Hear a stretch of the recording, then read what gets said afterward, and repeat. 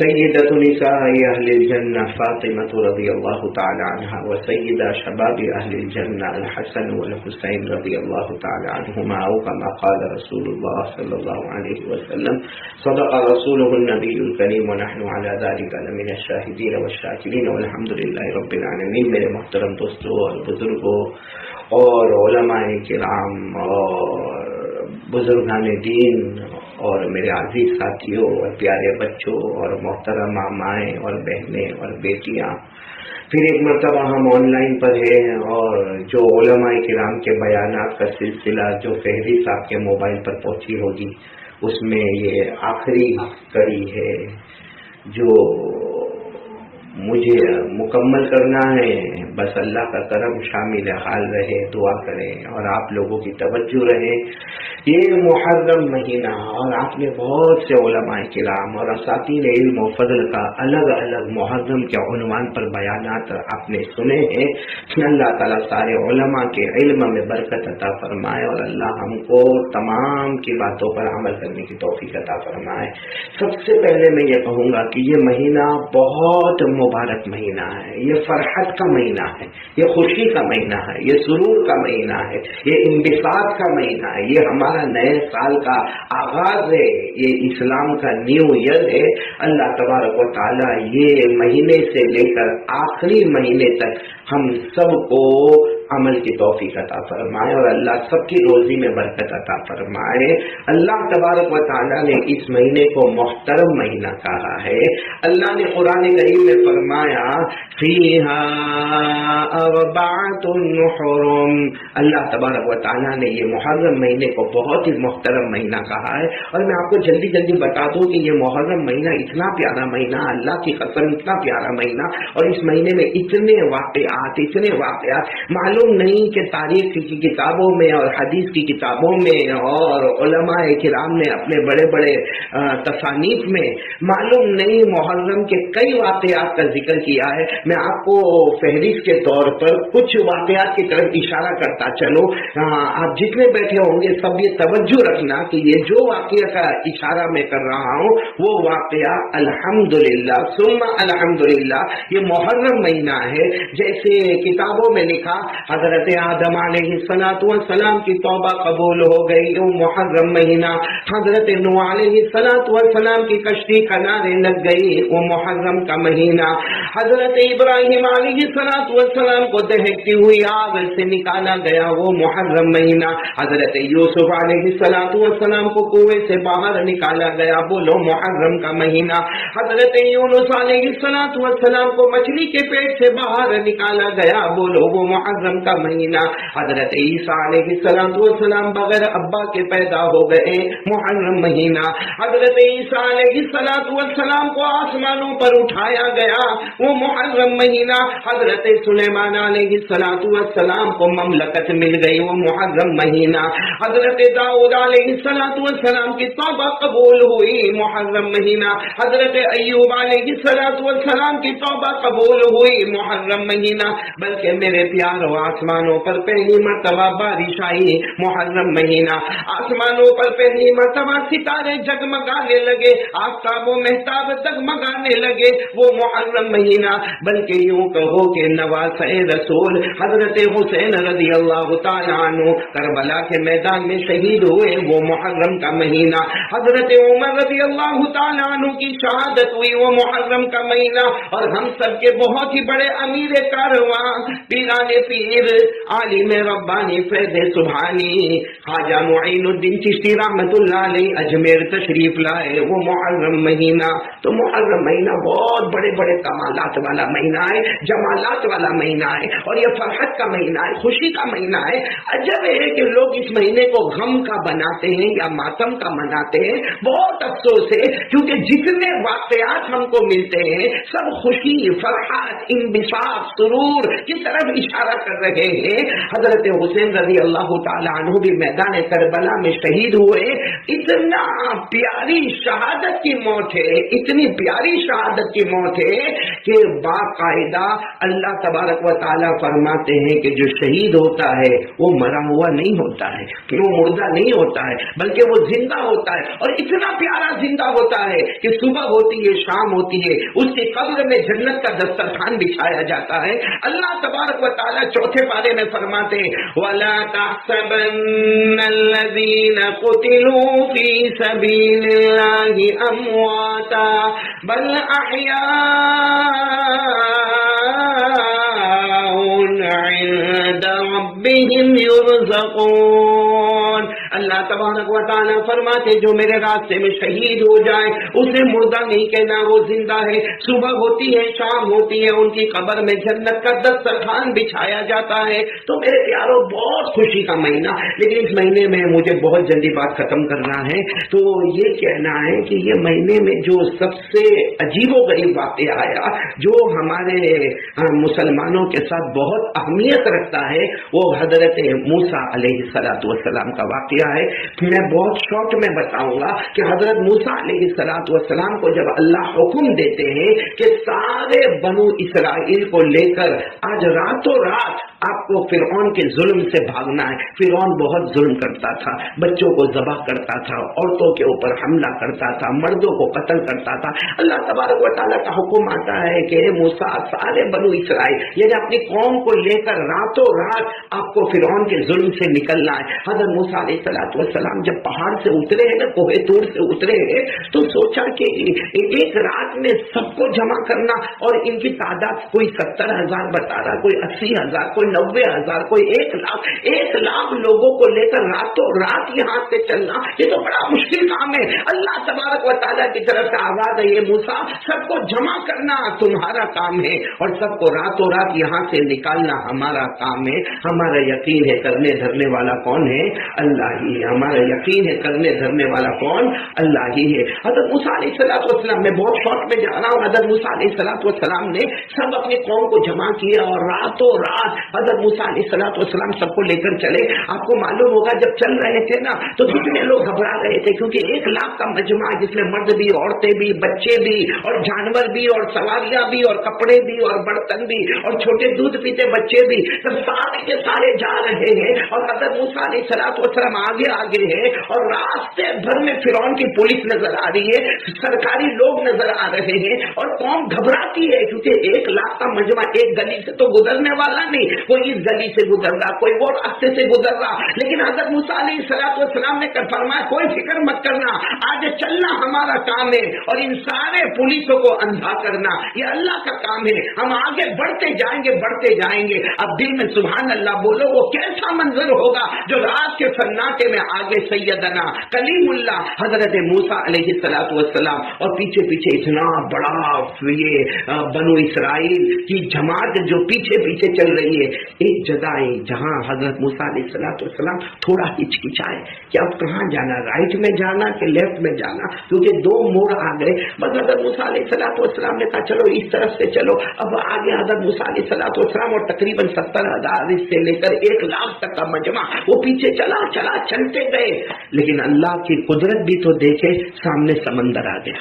بولو سامنے سمندر آ گیا تو سارے کے سارے حضرت موسیٰ علیہ السلام کو کہنے لگے اللہ کے نبی یہ کیا معاملہ آپ ہم کو سمندر کے کنارے لائے، کیا ہم کو سمندر میں تیرنا ہوگا، کیا ہم کو سمندر میں جانا ہوگا؟ تھپیڑے مارتا ہوا سمندر ہے اور پورے زور و شور پہ چلنے والا یہ دریا کا پانی ہے، کیا ہم اس میں کیسے جائیں گے؟ تو حضرت موسیٰ علیہ السلام نے فرمایا میں راستہ بھول گیا، ہمیں پھر سے ٹرن لینا ہوگا اور پھر اس راستے سے آگے بڑھنا ہوگا۔ اب 1,00,000 کے مجمع کو یو ٹرن لینا ہو اور پھر بڑھنا ہو، اب آپس میں باتیں ہو رہی ہے کہ اچانک آواز آئی کہ فرعون کا لشکر پیچھے آ رہا ہے۔ فرعون اپنے بڑے لشکر جرار اور بڑے لشکر کے ساتھ فرعون آ رہا ہے۔ اب تو سارے بنو اسرائیل تقریباً 1,00,000 گھبرانے لگے کہ اللہ کے نبی موسیٰ یہ تو آگے بھی موت ہے اور پیچھے بھی موت ہے، کیونکہ آگے جائے تو سمندر کا پانی ہے اور پیچھے فرعون کا لشکر ہے۔ تو سارے لوگوں نے کہا اللہ کے نبی وہ تو اچھا تھا کہ ہم وہی اپنے وہاں تھے،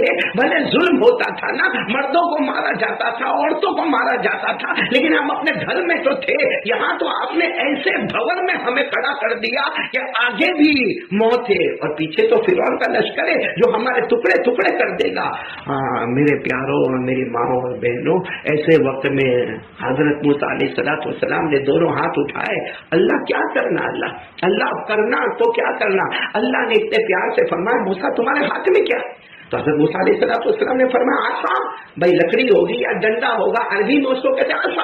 بس اللہ تبارک و تعالیٰ نے فرمایا اے میرے پیغمبر موسیٰ وہ سمندر پہ مارو. حضرت موسیٰ علیہ السلام کہنے لگے اللہ یہ اتنا بڑا ڈنڈا ہوگا یا چھوٹی لکڑی ہوگی جس کو عربی میں آسا کہتے ہیں، یہ سمندر پر مارنے سے کیا ہوگا؟ اللہ نے فرمایا میرے نبی مارنا تمہارا کام ہوگا، آج سمندر میں 12 راستے بنانا میرا کام ہوگا. حضرت موسیٰ علیہ السلام نے سمندر میں جیسے برابر سننا جیسے سمندر میں عصا کو مارا، اللہ تبارک و تعالی راستے بناتے گئے. آج تک الحمدللہ ہم نے سیمنٹ کی دیواروں کو دیکھا ہوگا، ہم نے ماربل کی دیواروں کو دیکھا ہوگا، ہم نے پتھر کی دیواروں کو دیکھا ہوگا، ہم نے اینٹوں کی دیواروں کو دیکھا ہوگا، لیکن یہ پہلی مرتبہ پانی دیوار کی طرف کھڑا ہو گیا. یعنی ایک طرف پانی کھڑا ہو گیا، بیچ میں راستہ بن گیا، پھر دوسری طرف پانی کھڑا ہو گیا، پھر بیچ میں راستہ بن گیا، پھر تیسری طرف پانی کھڑا ہو گیا. یعنی پانی کی دیوار. اور حضرت موسیٰ علیہ السلام نے فرمایا اللہ نے ہمارے واسطے راستہ بنایا ہے، چلو چلو اپنی سواریاں لو، پیدل ہو جاؤ، اپنے کپڑے لو، اپنے برتن لو اور سب راستے پر آ جاؤ. سب راستے پر آ گئے. حدیث پاک میں لکھا حضرت موسیٰ علیہ السلام پوری جماعت بنو اسرائیل کے ساتھ پورے سمندر کو پار کیا. کتابوں میں لکھا حضرت موسیٰ علیہ السلام اور پورے 1 لاکھ ان کے پاؤں کے نیچے تو پانی تھا مگر پاؤں کے اوپر پانی کا قطرہ بھی نظر نہیں آتا تھا. حضرت موسیٰ علیہ السلام پار ہو گئے. بولا حضرت موسیٰ علیہ السلام پار ہو گئے.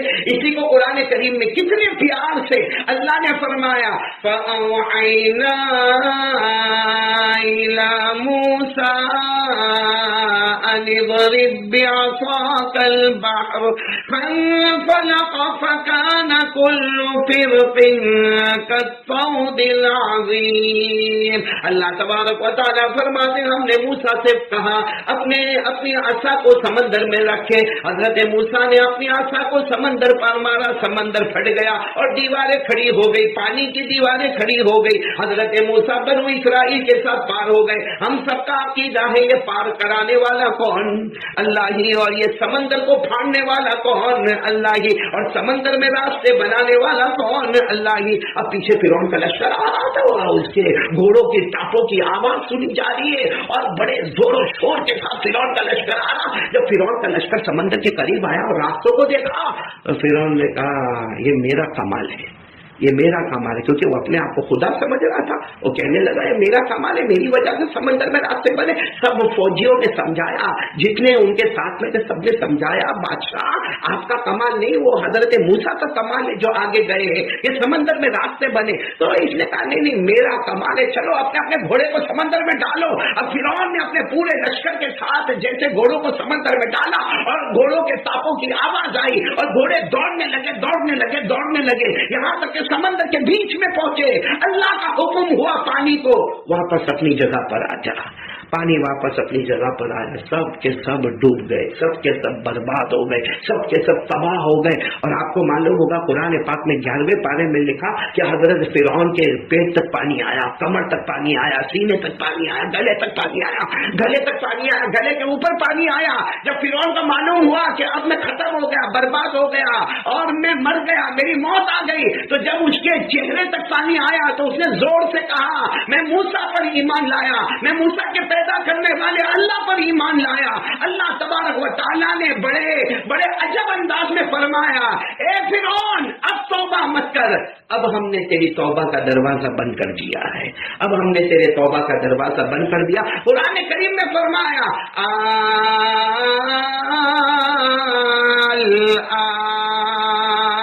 وقد عصيت قبل وكنت من المفسدين فاليوم ننجيك ببدنك لتكون لمن خلفك آية.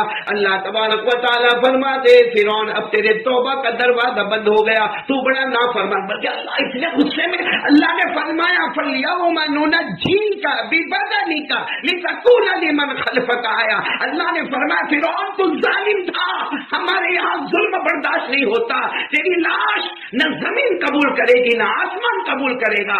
آج بھی تاریخ گواہ ہے کہ مصر اور ایجپٹ کے میوزیم میں اس کی لاش پڑی ہے اور نہ جانے اندر اللہ کا کیسا قہر اترتا ہوگا, اللہ کا کیسا غضب اترتا ہوگا. نہ زمین اس کی لاش کو قبول کرے نہ آسمان اس کی لاش کو قبول کرے. خیر مجھے بتانا یہ وہاں حضرت موسیٰ علیہ السلام اور سارے بنو اسرائیل نے دیکھا کہ ظالم فرعون برباد ہو گیا, تباہ ہو گیا, مر گیا, موت کے گھاٹ اتر گیا. سب نے خوشیاں منانا شروع کی. حضرت موسیٰ علیہ السلام نے فرمایا آج ہم سب خوش ہیں, فرعون پاپی مر گیا. ہم سب روزہ رکھیں گے, ہم سب روزہ رکھیں گے. اور وہ اتفاق سے 10ویں محرم جو آج کا دن تھا, بس ابھی مغرب سے 11ویں محرم شروع ہو گئی, کیوں 10ویں محرم کا دن تھا جب ہمارے نبی صلی اللہ علیہ وسلم مدینے تشریف لائے, مدینہ منورہ تشریف لائے. اور ہمارے آقا صلی اللہ علیہ وسلم کو پتا چلا کہ یہودی روزہ رکھتے 10ویں محرم کو. پوچھا کاہے کو روزہ رکھتے, تو اس سارے یہودیوں سے خبر ملی کہ 10ویں محرم وہ دن ہے کہ حضرت موسیٰ علیہ السلام کو فتح ملی اور فرعون پاپی مر گیا, ڈوب گیا. اس وقت ہمارے آقا محمد رسول اللہ صلی اللہ علیہ وسلم نے فرمایا کہ اگر یہ یہودی موسیٰ سے محبت کرتے ہیں, حضرت موسیٰ علیہ السلام سے محبت کر کے روزہ رکھتے ہیں, تو ان کو نہیں معلوم ہم ان سے زیادہ حضرت موسیٰ علیہ السلام سے محبت کرتے ہیں. بلکہ ہمارا تو ایمان ہے کہ ہم سارے نبیوں پر ایمان لاتے ہیں. آمنت باللہ و ملائکتہ و کتبہ و رسولہ, سارے پیغمبروں پر ہمارا ایمان ہے. حضرت موسیٰ پر بھی ہمارا ایمان ہے.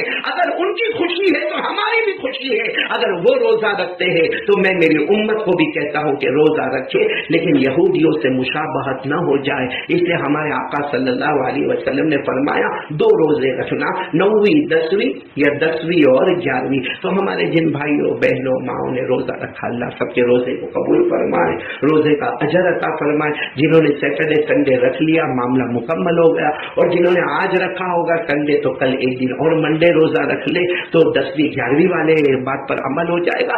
9-10 رکھو تو بھی وہی ثواب, 10ویں 11ویں رکھو تو وہی ثواب. اور ثواب کیا ہے کہ ہمارے آقا صلی اللہ علیہ وسلم کی حدیث کا مفہوم ہے کہ رمضان کے بعد سب سے افضل روزہ ہے تو وہ محرم کا روزہ ہے. اور جس نے محرم کا روزہ اخلاص کے ساتھ ایمان کے ساتھ رکھا, جہنم تو دور کی بات, جہنم کا دھواں بھی اس کے قریب نہیں آئے گا. تو ماشاءاللہ ہم سب اسی محرم مہینے میں ہے, نیا سال ہے, ایک نیا انقلاب ہے. ہمیں ہمارا ایمان کو تجدید اور نیا کرنا ہے, اور آج سے ارادہ کرنا ہے کہ زندگی گزاریں گے تو آقا محمد رسول اللہ صلی اللہ علیہ وسلم کے طریقے پر زندگی گزاریں گے. آج دیکھو محرم پر سب نے کہا, حضرت علی رضی اللہ تعالیٰ عنہ کے اوصاف میں بیان ہوئے, حضرت فاطمہ کے بارے میں باتیں ہوئی, حضرت حسنین رضی اللہ تعالیٰ عنہما کے بارے میں باتیں ہوئی, اہل بیت کے بارے میں باتیں ہوئی. اللہ ہم سب کو اہل بیت اور آل بیت سے محبت کاملہ عطا فرمائے. مجھے یہ بتانا ہے کہ چونکہ یہ آخری پروگرام ہے, یہ پورے تمام بیانوں کا خلاصہ ہے, زندگی گزارے تو آقا محمد رسول اللہ صلی اللہ علیہ وسلم. ابھی میں نے ایک واقعہ پڑھا تھوڑی دیر پہلے کہ حضرت عبداللہ ابن عمر رضی اللہ تعالیٰ عنہما, یعنی حضرت عمر کے بیٹے کون, حضرت عبداللہ ابن عمر رضی اللہ تعالیٰ عنہما, یہ سنیچر کے دن مسجد قباء کی طرف تشریف لے جا رہے ہیں. یعنی فجر کی نماز کے بعد حضرت عبداللہ ابن عمر مدینے میں مسجد قباء کی طرف تشریف لے جا رہے ہیں, اور پیدل جا رہے ہیں, اور بولو پیدل جا رہے. خیر لمبا چوڑا فاصلہ ہے. حضرت عبداللہ ابن عمر رضی اللہ تعالیٰ عنہ مسجد قباء میں پہنچے,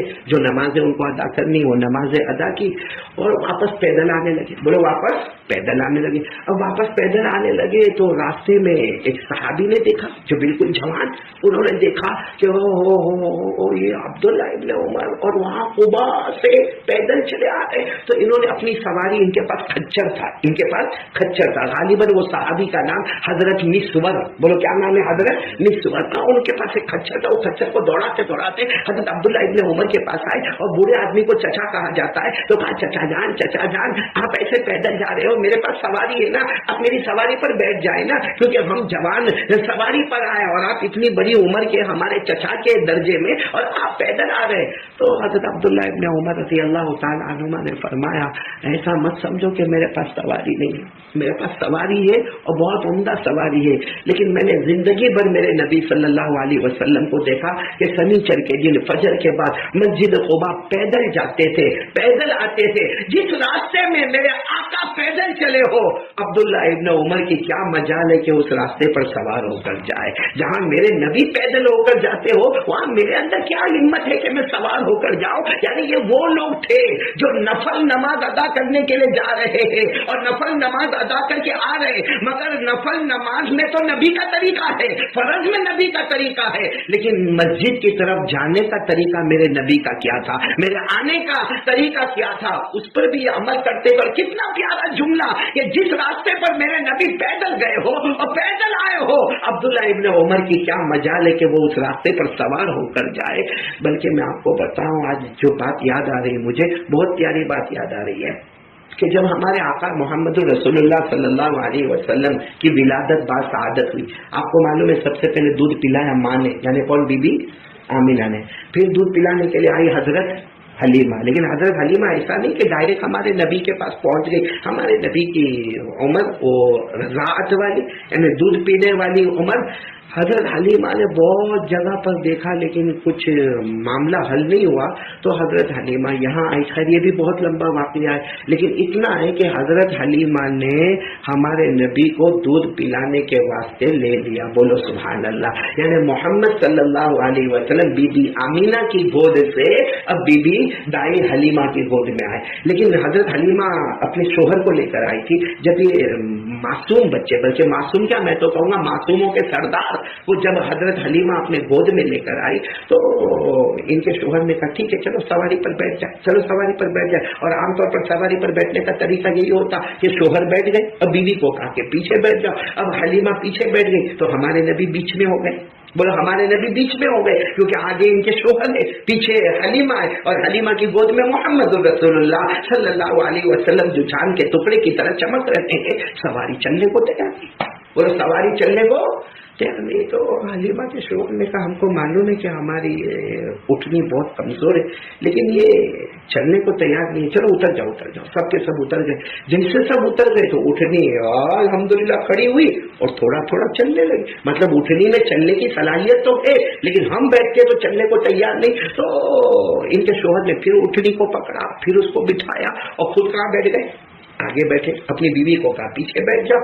तो फिर हमारे नबी कहाँ पर हो गए, बीच में हो गए। हमारे नबी कहाँ पर हो गए, मिडल में, बिल्कुल भी सवारी चलने को तैयार नहीं हो। हजरत हलीमा रो पड़ी, उनके शोहर गुस्से में लाल हो गए, क्या हो गया, ये सवारी को क्या हो गया, हम उतरते हैं तो उठती है और चलती है, और हम जब बिठाते और हम बैठते तो चलने को तैयार नहीं। अचानक इनके शोहर के दिलो दिमाग में बात आई, कहा एक काम करो हलीमा तुम आगे बैठ जाओ, तुम आगे बैठ जाओ। अब हलीमा आगे बैठ गई और उनके शोहर पीछे बैठ गए, तो हमारे नबी सबसे आगे हो गए, क्योंकि हजरत हलीमा के गोद में थे, तो हमारे नबी सबसे आगे हो गए। अब जो सवारी उठी है, बोलो सुभान अल्लाह, और जो सवारी चली है ऐसे तेज चली है, तो हलीमा कहने लगी, ये क्या हो गया, ये हमारी वही उठनी है जिस पर हम आए थे। क्योंकि कबीले बनु साद से बहुत सारी उठनियां निकली थी और बहुत सारी दूध पिलाने वाली निकली थी और सब बच्चों को लेकर चली गई, लेकिन हजरत हलीमा की जो सवारी दौड़ी है वो जो औरतें बहुत पहले निकल गई थी कबीला बनु साद वाली, और बच्चों को ले लेकर निकली थी।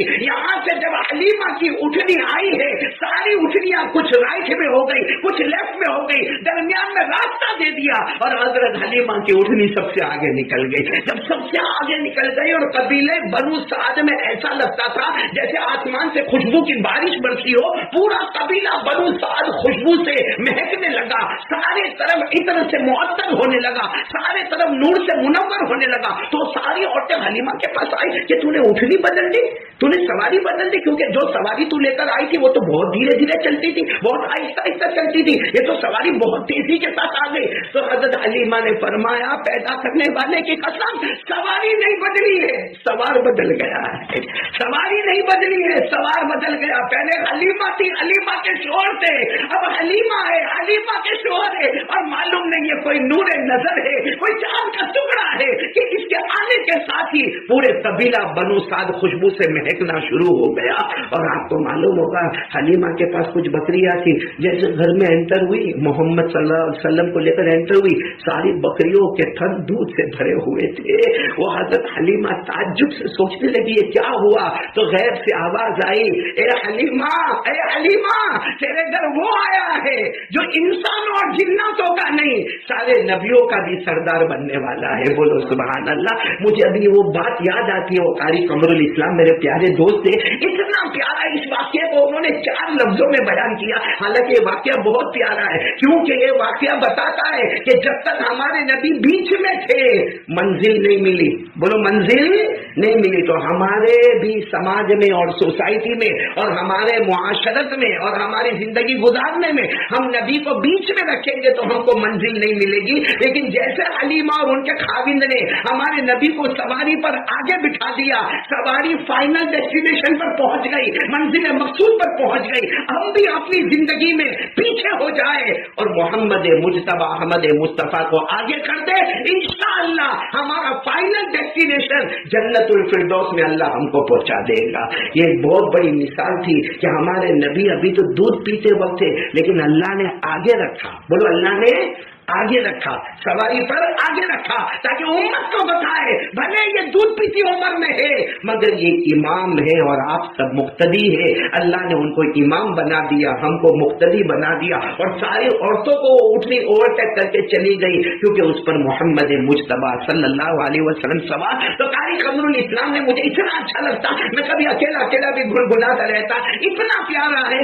میرا لمحہ لمحہ، آپ بھی بولیں گے میرے ساتھ میں، میرا لمحہ لمحہ شادمان ہو گیا، میرا لمحہ لمحہ شادمان ہو گیا، میرا لمحہ لمحہ شادمان ہو گیا، کملی والے مصطفیٰ سے پیار ہو گیا، کملی والے، ہاں کملی والے مصطفیٰ سے پیار ہو گیا۔ آج حلیمہ، آج حلیمہ سارے جہاں میں تیری قسمت جاگی ہے، آج حلیمہ سارے جہاں میں تیری قسمت جاگی ہے، اٹھنی جو کمزور بہت تھی وہ آگے آگے چلتی ہے، اٹھنی جو کمزور بہت تھی وہ آگے آگے چلتی ہے، آمینہ کا لال جب سوار ہو گیا، آمینہ کا لال جب سوار ہو گیا، کملی والے مصطفیٰ سے پیار ہو گیا، میرا لمحہ لمحہ شادمان ہو گیا، کملی والے مصطفیٰ سے پیار ہو گیا۔ اللہ تعالی ہم سب کو پیارے نبی کی محبت اور نبی کو ہماری زندگی، چاہے کاروبار کی ہو، چاہے گھر کی ہو، چاہے بینک کی ہو، چاہے انویسٹمنٹ کی ہو، چاہے بیوی کا معاملہ ہو، چاہے بچے کا معاملہ ہو، قسم اللہ کی کتنا بھی بڑا عالم ہوگا، کتنا بڑا محدث اور مفسر ہوگا، یا کتنا زوردار چلانے والا بیان کرنے والا ہوگا، جب تک محمد کو آگے نہیں رکھیں گے صلی اللہ علیہ وسلم، وہاں تک ہم کو منزل مقصود نصیب نہیں ہوگی۔ اللہ تعالیٰ اس پر ہم سب کو عمل کی توفیق عطا فرمائے۔ ہمارے نبی کی شان کیا شان تھی، بولو ہمارے نبی کی شان کیا شان تھی، کیا شان تھی کہ ایک مرتبہ نواز رسول، بولو کون نواز ہے، بلکہ میں آپ کو وہ واقعہ، یہ واقعہ نہیں سناتا، ایک اور واقعہ سناتا ہوں، وقت بہت کم ہے، بہت پیارا واقعہ سناتا ہوں۔ حضرت عمر رضی اللہ تعالیٰ عنہ امیر المومنین، بولو حضرت عمر رضی اللہ تعالیٰ عنہ امیر المومنین، 22 لاکھ مربع میل پر اکیلے حکومت کرنے والے، بولو کون، حضرت عمر، جن کا ایمان کا پاور حضرت عمر کا اتنا مضبوط تھا کہ ہمارے نبی صلی اللہ علیہ وسلم نے فرمایا، قال قال رسول اللہ صلی اللہ علیہ وسلم لو کان بعدی نبی لکان عمر، ہمارے آقا صلی اللہ علیہ وسلم نے فرمایا میرے بعد کوئی نبی آنے والا نہیں، ہمارا بھی عقیدہ ہے محمد کے بعد کوئی نبی آنے والے نہیں، ہمارے نبی خاتم الانبیاء صلی اللہ علیہ وسلم، لیکن ہمارے نبی فرماتے اگر میرے بعد اللہ اگر کسی کو نبی بناتا، نبی نبی آنے والا نہیں، مگر اللہ کسی کو نبی بناتا تو میرے عمر کو نبی بناتا۔ کیا ایمانی پاور ہوگا حضرت عمر رضی اللہ تعالیٰ عنہ کا، 22 لاکھ مربع میل پہ اکیلے حکومت کر رہے، مدینہ پاک آپ کی راجدھانی ہے، مدینہ پاک میں آپ ایک جگہ پہ مشورہ کر رہے اور دور دور سے ملکوں کے بڑے بڑے ایمباسڈر جو ہوتے، سفراء ہوتے، وہ سب جمع ہے اور حضرت عمر بھی وہاں بیٹھے اور میٹنگ بہت گرم ہو رہی ہے، یعنی یوں سمجھو کہ ایمان اور اسلام کی میٹنگ تھی یا بہت بڑی تجارت کی میٹنگ تھی یا بہت بڑے کاروبار کی میٹنگ تھی۔ ابھی میٹنگ ہو رہی ہے، حضرت عمر سارے ایمباسڈرز لوگوں سے اور سارے سفیر حضرات سے باتیں کر رہے، اتنے میں ان کے بیٹے یعنی حضرت عمر کے بیٹے کون، حضرت عبداللہ، وہ کچھ کام سے آئے، بیچارے دوڑتے دوڑتے آئے، جیسے دوڑتے دوڑتے اندر آئے تو حضرت عمر رضی اللہ تعالیٰ عنہ کی نظر پڑے تو کہا میرے بیٹے رک جاؤ یہاں مت آنا، بہت اہم میٹنگ ہے اور اس وقت ہم پوری توجہ کے ساتھ میٹنگ میں شریک ہے، تم بھی مت آؤ اور دروازے پر کھڑے ہو جاؤ، جب تک ہماری میٹنگ چلے کسی کو آنے بھی مت دینا۔ تو بیٹے تو حضرت عبداللہ بڑے فرما بردار تھے، جا کر دروازے پر کھڑے ہو گئے اور سوچ لیا کہ مجھے بھی نہیں جانا اور کسی کو جانے دینا نہیں۔ اتنے میں ہمارے نبی کے نواسے، وہ بھی بڑے نواسے، کون، حضرت حسن، ساتھ میں بولو کون، حضرت حسن رضی اللہ، ان کو کوئی کام ہوگا تو وہ بھی حضرت عمر کو ڈھونڈتے ڈھونڈتے معلوم ہے کہ یہاں میٹنگ میں بیٹھے ہوں گے، دروازے پر آئے تو حضرت عبداللہ کو دیکھا، السلام علیکم، وعلیکم السلام، کیا ہوا؟ حضرت عبداللہ نے پوچھا کیا ہوا نبی کے نواسے شہزادے کیا ہوا؟ کہا وہ ابا سے ملنا ہے، تمہارے ابا امیر المؤمنین سے ملنا ہے۔ کہا جانا ہو تو جاؤ، باقی مجھے منع کیا ہے، میں گیا تھا مجھے بھی وہاں سے ہٹا دیا اور یہ کہا کہ دروازے پر کھڑے رہو، کسی کو آنے مت دینا، لیکن اگر آپ کو جانا ہے تو جاؤ، ویسے مناسب ہے کہ نہ جاؤ کیونکہ بہت بڑی سفراء کے ساتھ میٹنگ چل رہی ہے اور ملکوں کے تاجروں کے ساتھ میٹنگ ہو رہی ہے اور اسلام اور ایمان کی مضبوطی والی میٹنگ ہو رہی ہے۔ تو حضرت حسن نبی کے نواز کہنے لگے کوئی بات نہیں، میں واپس جا رہا ہوں، ویسا بھی تم کو بھی تو جانے نہیں دیا، میں واپس جا رہا ہوں، انشاءاللہ ظہر کی نماز میں آئیں گے تب امیر المؤمنین آپ کے ابا حضرت عمر سے ملاقات ہو۔ حضرت حسن چلے گئے، بولو حضرت حسن رضی اللہ تعالیٰ عنہ چلے گئے، یہاں میٹنگ ختم ہوتی ہے اور حضرت عمر سب کو الوداع کرتے ہیں اور پھر اپنے بیٹے کے پاس آتے ہیں کہ بیٹا بولو کیا کام اور کوئی آیا تھا؟ بیٹے نے کہا کام تو میرا کام تو بعد میں، لیکن نبی کے نواز سے حسن آئے تھے، لیکن چونکہ آپ بہت بڑی میٹنگ میں تھے اور میں نے ان کو کہا جانا ہو تو جاؤ، باقی مناسب ہے کہ نہ جاؤ۔ بس حضرت عمر رضی اللہ تعالیٰ عنہ کے چہرے کا رنگ بدل گیا، حسن واپس چلے گئے اور آنکھوں میں سے ایسے موٹے موٹے آنسو آنے لگے اور کہا جتنے بڑے بڑے سفراء آئے تھے سب کو ایک طرف پلے میں رکھ دوں اور نبی کے نواسے کو ایک پلے میں رکھو تو نبی کے نواسے کا پلہ جھک جائے گا۔ میرے دل میں نبی کے نواسے اور حضرت عمر امیر المؤمنین 22 لاکھ مربع میل پہ حکومت کرنے والے اپنے گھوڑے پر بیٹھے، حضرت عبداللہ ابن عمر کو کہا گھوڑے پر بیٹھو اور سیدھے حضرت حسن کے گھر پر، اور حضرت حسن کے گھر پر گئے، دروازہ کھٹکھٹایا اور ایسا زور ایسا دروازہ کھٹکھٹایا، حضرت حسن رضی اللہ تعالیٰ نے دروازہ کھولا، اوہ امیر المؤمنین حضرت عمر وہ میرے دروازے پر۔ حضرت عمر نے پوچھا کیا کام تھا بیٹا، کیا کام تھا، کس کام؟ حضرت حسن نے کہا امیر المومنین آپ میرے دروازے پر آئے، ارے کوئی بہت لمبا چوڑا کام نہیں تھا، وہ تو ظہر میں ہم ملتے تو بات ہو جاتی۔ اور حضرت حسن کی زبان سے نکلا اور میں واپس آ گیا، مجھے خراب نہیں لگا کیونکہ آپ نے تو اپنے بیٹے کو بھی باہر نکالا، میں آپ کا بیٹا حضرت عبداللہ بھی ملنے آئے تو ان کو بھی تو آپ نے باہر بھیج دیا، تو اگر میں یہاں پر آ گیا تو کون سی بڑی بات ہے؟ آپ کا بیٹا جب خود آپ سے ملاقات نہ کر سکا تو میں تو آپ کا بیٹا نہیں نا، تو میں بس اتنا کہا۔ اور حضرت عمر نے کہا حسن تم میرے بیٹے سے تمہارا کمپیئر کر رہے ہو، تمہارا کمپیئر میرے بیٹے سے کر رہے ہو، تم کیا ہو، میرا بیٹا کیا ہے؟ اور پھر حضرت عمر رضی اللہ تعالیٰ عنہ کی زبان مبارک سے جو جملے نکلے ہیں یقیناً ہمارے دل کو چھو جاتے۔ فرمایا حسن، اے حسن نبی کے بڑے نواسے، تم میرے بیٹے عبداللہ سے اپنے آپ کو جوڑتے ہو، کبھی نہیں ہوگا، کیونکہ تمہاری ماں حضرت فاطمہ ہے، تمہاری ماں حضرت فاطمہ ہے، تمہارے ابا شیر خدا حضرت علی ہے، تمہاری نانی خدیجہ الکبریٰ ہے اور تمہارے نانا محمد رسول اللہ صلی اللہ علیہ وسلم ہے۔ میرے بیٹے کی ماں فاطمہ نہیں ہے، میرے بیٹے کے ابا علی نہیں ہے، میرے بیٹے کی نانی خدیجہ نہیں ہے، میرے بیٹے کے نانا محمد مجتبیٰ نہیں ہے۔ تم کو اللہ نے وہ کمال دیا ہے کہ نانا کی طرف نظر کرو تو سرکار دو عالم نظر نظر آئے، نانی کی طرف نظر کرو تو سب سے پہلے ایمان لانے والی خدیجۃ الکبریٰ نظر آئے، ارے ابا کی طرف نظر کرو تو شیر خدا نظر آئے، اور اماں کی طرف نظر کرو تو جنت میں جانے والی عورتوں کی امیر نظر آئے، حضرت فاطمہ رضی اللہ تعالی عنہا۔ اور پھر حضرت عمر نے جو امامہ پہنا تھا، آج کوئی بڑا سے بڑا ایسا کام نہیں کرے، ٹھیک ہے معافی مانگ لی ہو گیا معاملہ، حضرت حسن بھی راضی، حضرت عمر بھی راضی اور امیر المومنین تھے، ہو گیا کام ہو گیا، لیکن نہیں، حضرت عمر روئے اور روتے روتے اپنا امامہ سر سے اتارا اور حضرت حسن کے پاؤں پہ رکھ دیا، کہا یہ جو میرا امامہ ہے نا، امامہ یہ پہنانے والے تمہارے نانا جان ہیں، یہ پہنانے والے تمہارے نانا جانے، ورنہ میرا عمر کا تو یہ حال تھا کہ میرا ابا خطاب مجھے 10 اونٹ دیتے تھے، 10 اونٹوں کو نہیں سنبھال سکتا تھا، میرا ابا کبھی کبھی آ کر میرا کان کھینچتے تھے اور مجھے کہتے تھے عمر تو کیا کرے گا، تو 10 اونٹوں کو نہیں سنبھال سکتا،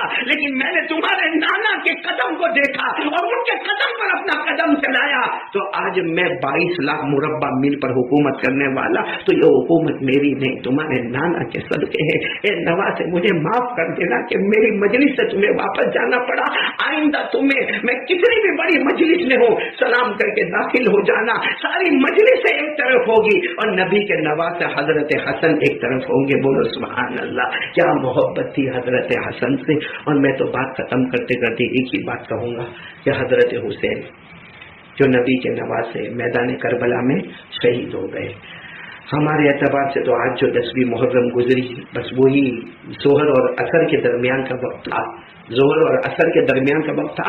حضرت مولانا ابوالکلام آزاد لکھتے ہیں کہ حضرت حسین نے 3.5 گھنٹے تک مقابلہ کیا، 3.5 گھنٹے تک مقابلہ کیا، اور سامنے 1,20,000 آپ اکیلے 3.5 گھنٹے تک مقابلہ کیا۔ تو ایک سوال ہوتا ہے کہ ایک آدمی، ایک انسان 3.5 گھنٹے تک مقابلہ کرے اور 1,20,000 کا مقابلہ کرے، تو اس کا جواب یہ ہے کہ حضرت حسین میدان کربلا میں اکیلے نہیں گئے تھے، گھوڑے پر اکیلے بیٹھے تھے، لیکن اکیلے نہیں گئے تھے۔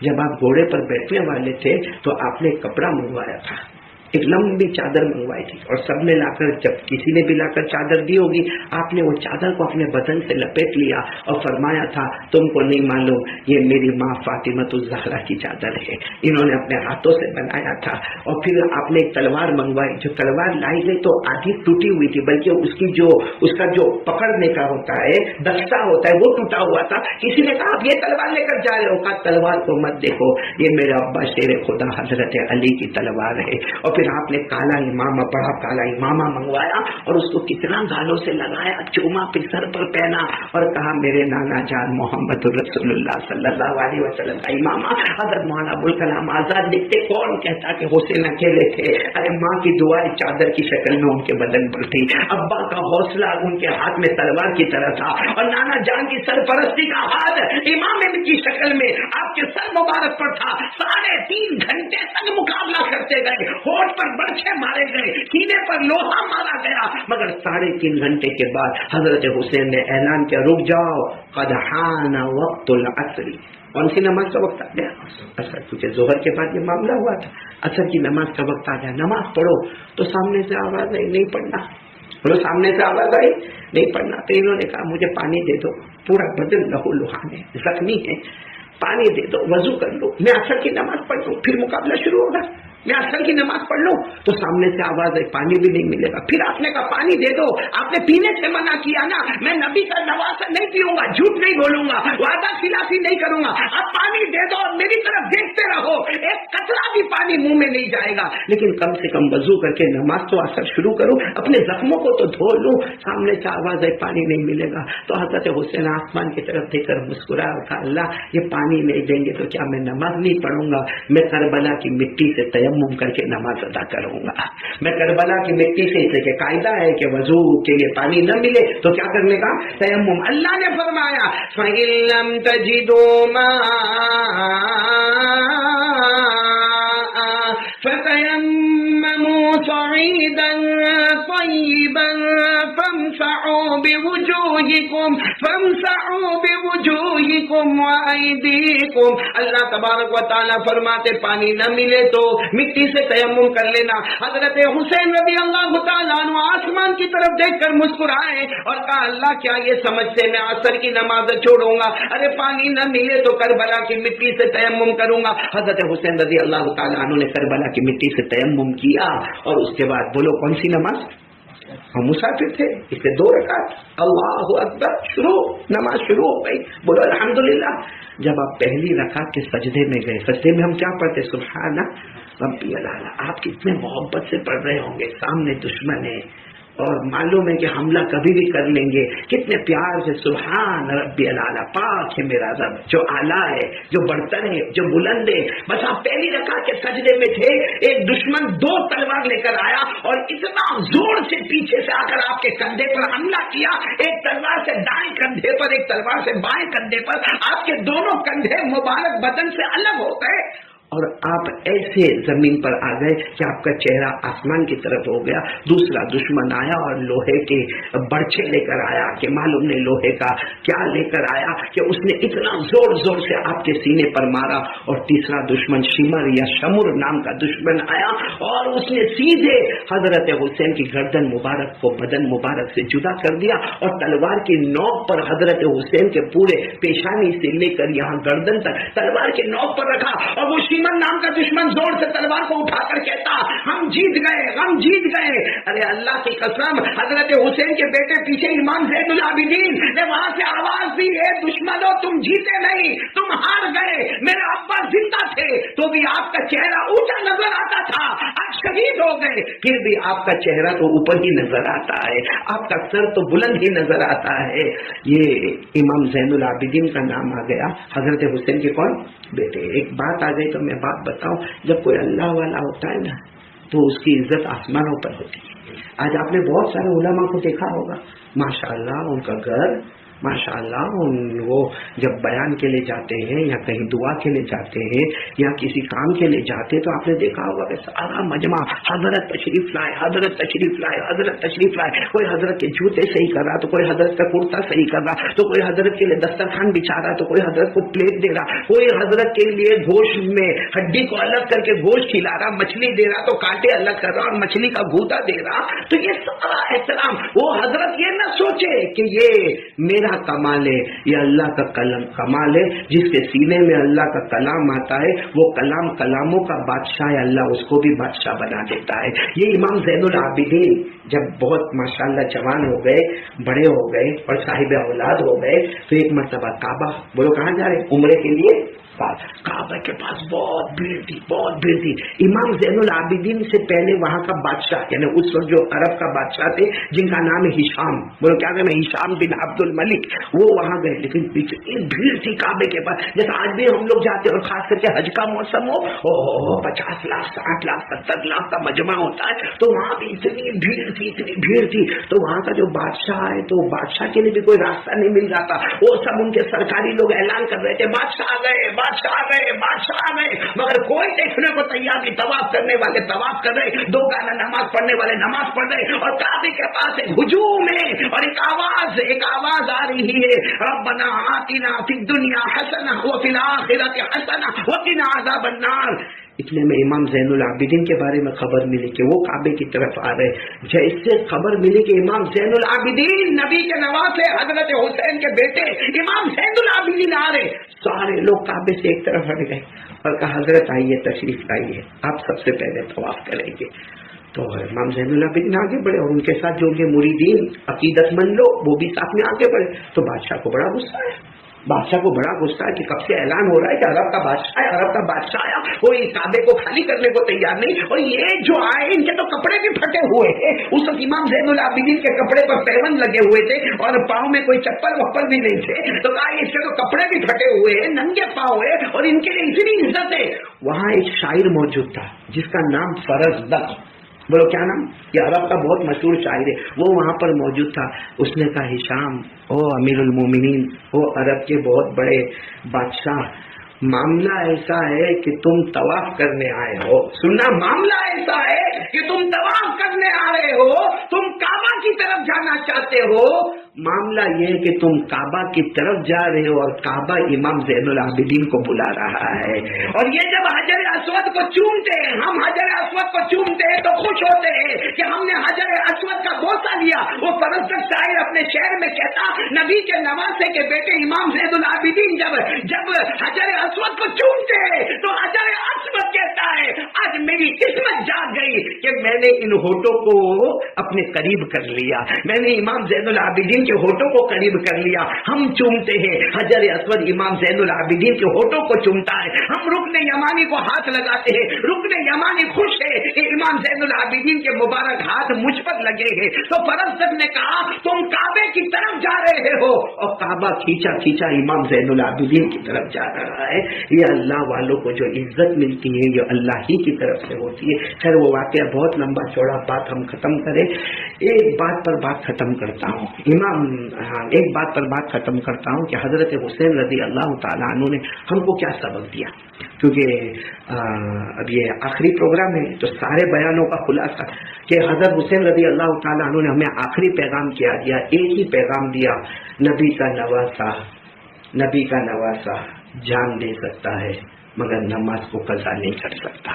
کاش ہم محرم میں کوئی بیان نہ سنے ہوتے، کاش ہم بیان نہ سنے ہوتے، لیکن اس جملے پر عمل کر لیے ہوتے تو سارے بیانوں کا ثواب ہم کو مل جاتا. کیونکہ پورے محرم میدان کربلا میں حضرت حسین کی شہادت سب یہ بتاتی ہے کہ نبی کے نواسے حضرت حسین نے دل کی آواز سے کہا، قیامت تک آنے والے میرے نبی کے امتیوں، یہ نبی کا نواسا جو جنت کے جوانوں کا سردار ہے، جو جنت کا پھول ہے، جو جنت کی خوشبو ہے، ہمارے نبی صلی اللہ علیہ وسلم کا تھوک مبارک آپ کے منہ میں رہا ہے. اور کئی مرتبہ ہمارے نبی نے فرمایا جو حسین سے محبت کرے وہ مومن ہوگا، جو نفرت کرے وہ منافق ہوگا. اتنی ساری سرٹیفکیٹ کے بعد حضرت حسین یہ کہنا چاہتے ہیں کہ سب سرٹیفکیٹ ہونے کے بعد بھی نبی کا نواسا جان دے سکتا ہے مگر نماز کو قضا نہیں کر سکتا. ہم بھی محرم کے مہینے ہمارے نیو ایئر میں داخل ہوئے. اللہ سب کو مبارک کرے. اللہم ادخلہ علینا بالایمان بالامن والایمان والسلامت والاسلام ورضوان من الرحمن وجوار من الشیطان. اللہ محرم کے مہینے میں ہم کو سلامتی عطا فرمائے، بولو آمین. امن عطا فرمائے، بولو آمین. اور اسلام عطا فرمائے، بولو آمین. اور ایمان عطا فرمائے، بولو آمین. اور اللہ کی رضامندی عطا فرمائے، بولو آمین. اور شیطان سے ہمیں بچا لے، بولو آمین. یہ سب اپنی جگہ پر ماشاءاللہ ہم نئے سال میں آئے ہیں، دعائیں ہم نے پڑھی ہے. بس اب ایک کمپلسری کام ہے جو بہت ضروری ہے، وہ 5 وقت کی نماز ہے. مجھے یقین ہے کہ میری ماں، بہنیں، بیٹی، اپنے بچوں کو، خود بھی اور ہمارے محترم دوست اور بزرگ بھی سب محرم کے مہینے کا ایک آخری خلاصہ یاد کر لیں کہ نبی کے نواسے جان دے سکتے ہیں مگر نماز قضا نہیں کر سکتے. تو جب نبی کے نواسے جان دے سکتے، نماز قضا نہیں کر سکتے، تو ہم لوگ کیسے فجر کی نماز کو چھوڑ سکتے ہیں؟ ہم کیسے نماز کو قضا کر لیتے؟ کتنی بڑی بڑی ابھی ہماری عمریں ہو گئی ہے اور ایک ہی رونا ہمارا رہے گا. آج دکان نہیں چلتی، کاروبار نہیں چلتا، بیوی نہیں مانتی، بچہ بہت شرارتی ہے اور میرے کو بہت بے چینی ہے اور میرے کو بہت گھبراہٹ ہے. اور ہم اس کا علاج کیا سوچتے ہیں؟ تعویذ. کچھ تعویذ پلا دو، کچھ بدن سے اتار کے جلا دو، کچھ تعویذ سے نہلا دو. ایسا لگتا ہے کہ میرا کام ہو گیا. ارے میرے پیارو، اللہ تبارک و تعالیٰ نے فرمایا اگر دنیا اور آخرت کی کامیابی چاہتے ہو تو بولو کیا؟ نماز. بولو دنیا آخرت کی کامیابی چاہتے ہو تو کیا؟ نماز. 18ویں پارے کی پہلی آیت، سورہ مومنون کی پہلی آیت، قد افلح المؤمنون قد افلح المؤمنون الذين هم في صلاتهم خاشعون. اللہ تبارک و تعالیٰ فرماتے جا میرا بندہ دنیا میں بھی کامیاب ہو گیا، آخرت میں بھی کامیاب ہو گیا جس نے نمازوں کو اپنی زندگی میں بنا لیا. تو ہم اور ہماری پوری فیملی ارادہ کریں کہ نماز کی پابندی کریں گے انشاءاللہ. ہاں حدیث پاک میں لکھا ہے، حدیث پاک میں لکھا ہے کہ جو بے نمازی ہے، ہم کو تو اندازہ نہیں ہوتا لیکن جو بے نمازی ہوتا ہے نا، اس کی آخری گھڑی آتی ہے نا، اس کو پیاس لگتی ہے. لیکن وہ بول نہیں سکتا کہ میرے کو پانی دو، اور اگر اشارہ بھی کر دیتا تو آپ نے دیکھا ہوگا ہم قطرے قطرے ٹپکاتے. حالانکہ ایک حدیث پاک میں آتا ہے وہ اتنا پیاسا ہوتا ہے، بے نمازی اتنا پیاسا ہوتا ہے کہ پورا سمندر بھی اس میں اتار دے پھر بھی اس کی پیاس بجھنے والی نہیں. تو ایسے پیاس وقت آئے، کتنی موتیں ہو گئی کورونا میں، ایسا پیاس کا وقت آئے اس سے پہلے. اور ایک بات ہے، دیکھو نماز پڑھو گے بولو کامیاب ہو جاؤ گے، نماز نہیں پڑھو گے تو قیامت میں اللہ کہتا تیرا نامہ عمل تیرے کو دے دوں گا. اور اللہ کتنے پیار سے کہتے دے دوں گا، تو ہی پڑھ لینا، اپنا حساب کر لینا. اور اللہ یہ نہیں کہتے کہ تیرے ہاتھ میں دوں گا، اللہ کہتے تیرے گردن میں تیرا نام عمل لٹکا دوں گا. جیسے ہم لوگ تعویذ لٹکاتے نا، یا آپ نے دیکھا ہوگا وہ ہم کوئی کمپنی میں کام کرتے تو اس کا وہ ہم کو ریبن لگانا پڑتا ہے. تو اللہ تبارک و تعالیٰ ایک ایسا ہمارے گردن میں نام عمل رکھیں گے اور کہیں گے دیکھیے سامنے تیرا نام عمل ہے، پڑھتا جا، خود ہی فیصلہ کرتا جا. اگر نمازی ہے تو جنت میں چلا جا، بے نمازی ہے تو جہنم میں چلا جا. قرآن کریم نے فرمایا وَكُلَّ إِنسَانٍ أَلْزَمْنَاهُ طَائِرَهُ فِي عُنُقِهِ وَنُخْرِجُ لَهُ يَوْمَ الْقِيَامَةِ كِتَابًا يَلْقَاهُ مَنشُورًا اقْرَأْ كِتَابَكَ كَفَى بِنَفْسِكَ الْيَوْمَ عَلَيْكَ حَسِيبًا. اللہ تعالیٰ ہم سب کو عمل کی توفیق عطا فرمائے. اور جن لوگوں نے بیان رکھا، کیا نام ہے ان کا؟ ہمارے سلمان بھائی. ہاں، اللہ ہمارے بیٹے کی عمر میں برکت عطا فرمائے اور ان کی پوری ٹیم جو یہ کام کر رہی ہے، اور علماء کے بیانات پر بیانات ہو رہے اور سب کو ماشاءاللہ بڑا فائدہ ہوتا ہے. اللہ ہمارے بیٹے سلمان اور ان کی پوری ٹیم کو، اور یہ بیٹے الماس کو، اور ہمارے حاجی ایوب صاحب کو، حاجی ارشاد صاحب کو، بیٹے رضا صاحب کو، اللہ سب کو قبول فرمائے اور سب کی محنتوں کو قبول فرمائے. مجھے درخواست کی تھی سورۃ سبعہ میں، قرأت سبعہ میں کوئی چھوٹی سی سورت پڑھنا، میں بہت چھوٹی سورت پڑھتا ہوں اور انشاءاللہ اس کے بعد دعا ہو جائے گی. اللہ تعالیٰ ہم سب کو عمل کی توفیق عطا فرمائے. بس 2-3 منٹ میں یہ سورت مکمل ہوگی، 5 منٹ کی دعا ہو جائے گی، 11 بجے انشاءاللہ وقت پر ہم فارغ ہو جائیں گے. اللہ ہم سب کو عمل کی توفیق عطا فرمائے. اعوذ باللہ من الشیطان الرجیم، بسم اللہ الرحمن الرحیم. اذا جاء نصر اللہ والفتح لا الہ لا الہ لا الہ الا اللہ واللہ اکبر الا اللہ واللہ اکبر وللہ الحمد. بسم اللہ الرحمن الرحیم. اذا جاء نصر اللہ والفتح اذا جاء نصر اللہ والفتح اذا جاء نصر اللہ والفتح اذا جاء نصر اللہ والفتح ورأيت الناس يدخلون في دين الله أفواجا فسبح بحمد ربك واستغفره إنه كان توابا. فسبح بحمد ربك واستغفره إنه كان توابا. صدق الله مولانا العظيم. صدق الله مولانا العظيم. صدق الله مولانا العظيم. درود شریف پر اللهم صل على سيدنا مولانا محمد وعلى آل سيدنا مولانا محمد وبارك وسلم. ربنا آتنا في الدنيا حسنة وفي الآخرة حسنة وقنا عذاب النار. اے اللہ ہمارے گناہوں کو معاف فرما، اللہ ہماری خطاؤں سے درگزر فرما. اللہ بہت آسان ہے بولنا، اللہ بہت آسان ہے بولنا. اللہ نبی کے نواسے پر کیا گزری ہوگی، اللہ نبی کے نواسے پر کیا گزری ہوگی. اللہ حضرت فاطمہ کی وہ مبارک چادر بدن مبارک پر، حضرت علی کی تلوار ہاتھوں میں، اور اللہ نبی صلی اللہ علیہ وسلم کا امامہ آپ کے سر مبارک پر. اللہ کتنے زخم کھائے ہوں گے، کتنے برچے کھائے ہوں گے، کتنے تیرے کھائے ہوں گے، کتنے لوہے کی مار کھائی ہوگی، لوہے کی سلاخیں سینے میں اتاری گئی. اے اللہ، اے اللہ، آج ہم تجھ سے ایک بھیک مانگتے ہیں کہ نبی کے نواسے کے صدقے ہماری مغفرت فرما دے. اور اللہ تو راضی ہو جا. نیا سال ہے، خوشی کا سال ہے، فرحت کا سال ہے. اللہ بارش آتی ہے تیری قسم دل میں گھبراہٹ ہو جاتی کہ معلوم نہیں کہاں سیلاب آ جائے گا، کہاں لوگوں کو بھاگنا پڑے گا، کہاں بچوں کو دودھ نہیں ملے گا۔ اللہ بارش نہیں آتی ہے تو ہوتا ہے کب اللہ تیری رحمت آ جائے۔ اللہ اب تو ایسا ہو گیا بارش آتی ہے تو بھی دل گھبراتا ہے، نہیں آتی ہے تو بھی دل گھبراتا ہے۔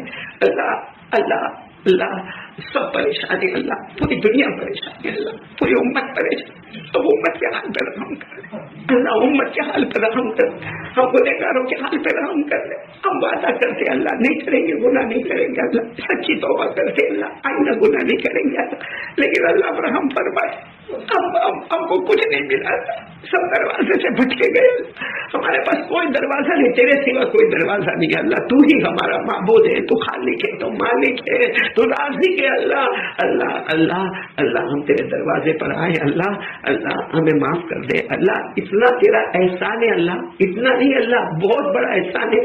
کتنے لاک ڈاؤن آئے، کورونا بیماری آئی، کووڈ-19 آئے، ہاسپٹلیں بھر گئی، وینٹیلیٹر نہ ملے، آکسیجن نہ ملے، تم نے ہم کو بھوکا نہیں رکھا، ایک وقت کی روٹی تم نے چھینا نہیں، ایک وقت کا پانی کا قطرہ چھینا نہیں، ایک وقت کا بدن کا کپڑا چھینا نہیں۔ اللہ تو کتنا مہربان ہے اور کتنا رحم والا ہے اور کتنا کرم والا ہے، اور اللہ اب تو نبی کے نواسے کا واسطہ ہم تجھے دے رہے، اللہ ان کے بیانات کر رہے، اللہ حضرت حسن اور حضرت حسین اور اہل بیت کا واسطہ دے کر سوال کرتے ہیں، اللہ ہمارے گناہوں کو معاف فرما دے، اللہ ہم سب کو نمازی بنا دے، اللہ ہم سب کو نمازی بنا دے، اللہ اور اللہ موت آنے سے پہلے ہم کو موت کی تیاری کی توفیق عطا فرما۔ ایک دن ہم کو بھی تو دنیا چھوڑ کے جانا ہے، اللہ اللہ وہ گھڑی آئے گی، اللہ ہم چاہے لاکھ منع کریں لیکن اللہ سانس بند ہو جائے گی، ہمارا جنازہ رکھا ہوگا، غسل کا پانی تیار ہوتا ہوگا، کفن کا کپڑا لایا گیا ہوگا، جنازہ لایا گیا ہوگا، نماز کا وقت معلوم کیا جا رہا ہوگا، ہمارے نماز کا وقت کا اعلان کیا جا رہا ہوگا،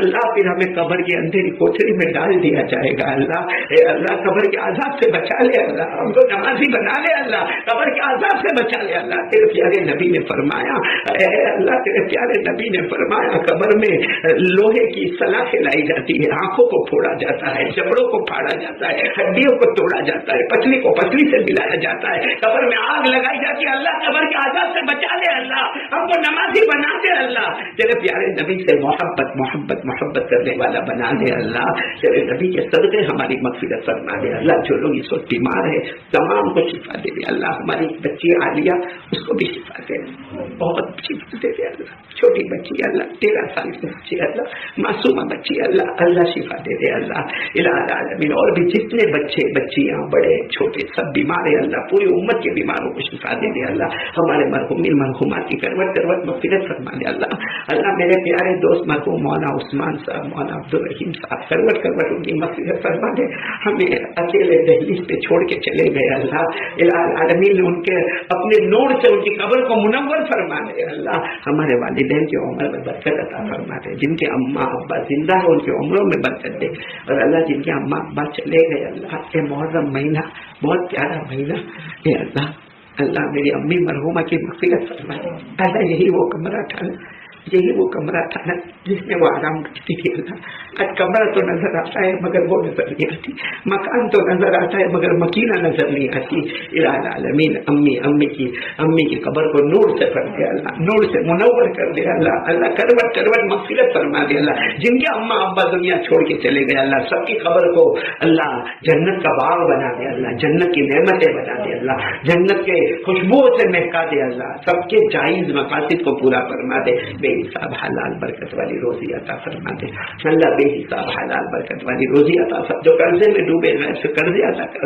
اور اللہ جن کے سروں پہ قرضہ ہے اللہ غیب سے ان کی مدد فرما لے، اللہ آدمی جب قرض کے ساتھ جاتا ہے ہمارے نبی فرماتے ہیں جنازے کی نماز بھی نہ پڑھا ہو، اے اللہ ایسی وبا سے ایسی بلا سے اللہ ہماری حفاظت فرما دے، اللہ ہم سب کو دین کی سمجھ عطا فرما دے، شریعت کی سمجھ عطا فرما دے، گناہوں سے بچنے والا بنا دے. پیارے نبی صلی اللہ علیہ وسلم نے جو مانگا وہ دے دے, جو جس سے پناہ مانگی اللہ اس سے ہمیں پناہ دے دے اللہ. پیارے نبی صلی اللہ علیہ وسلم کے صدقے طفیل, اولیاء کرام کے صدقے طفیل ہماری کروٹ کروٹ مغفرت فرما دے اللہ, رحم فرما دے. ان اللہ و ملائکتہ یصلون علی النبی یا ایھا الذین آمنوا صلوا علیہ وسلموا تسلیما. اللهم صل علی سیدنا مولانا محمد وعلی آل سیدنا مولانا محمد وبارک وسلم. سبحان ربک رب العزة عما یصفون وسلام علی المرسلین والحمد للہ.